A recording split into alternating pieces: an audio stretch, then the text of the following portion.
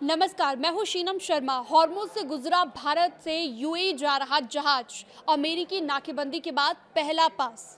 पूरी जानकारी क्या है आपको इस वीडियो में बताऊंगी और ईरान अमेरिका युद्ध को लेकर लेटेस्ट अपडेट क्या है वो भी आप इस वीडियो में जानेंगे।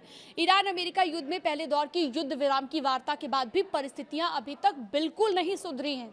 हालात ये हैं कि अमेरिका की युद्ध की तैयारियां और बढ़ रही हैं और ईरान पर समझौते के दबाव भी बढ़ रहे हैं। इसी बीच रूस ने ऑफर दिया है कि वो सीज फायर पर मध्यस्थता करने को तैयार है। पश्चिम एशिया में तनाव लगातार बढ़ता जा रहा है।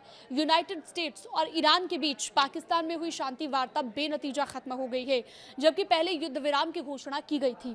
इस असफल बातचीत के बाद हालात और बिगड़ते नजर आ रहे हैं।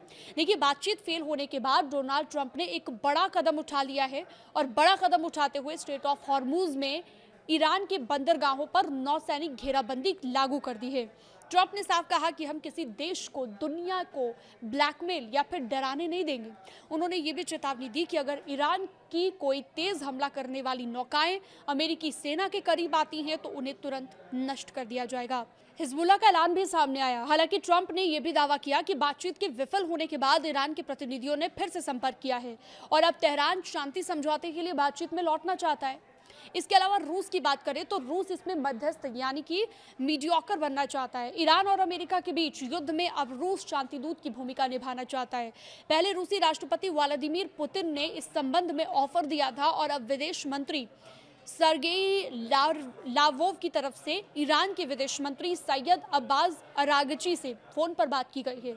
अमेरिका ने इसको लेकर क्या कहा है वो भी जानते हैं। अमेरिका ने कहा है कि ईरान को लेना है अब फैसला। अमेरिका के उपराष्ट्रपति जेडी वांस ने कहा है कि ईरान को परमाणु समझौते पर आगे बढ़ने के लिए खुद कदम उठाने होंगे। उन्होंने साफ किया कि पाकिस्तान में 21 घंटे तक चली बातचीत के बाद अमेरिका अब वहां से वापस आ रहा है और ईरान की प्रतिक्रिया पर्याप्त नहीं रही।